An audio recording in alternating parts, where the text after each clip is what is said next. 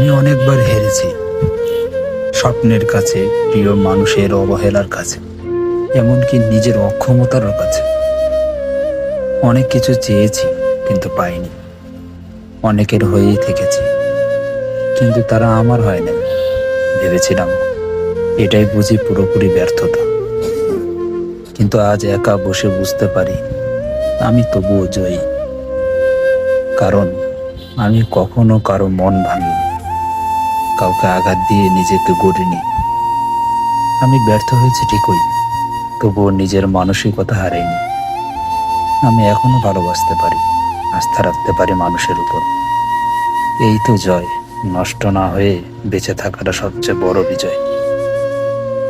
আমি জানি আমি ব্যর্থ, কিন্তু তবুও আমি জয়ী।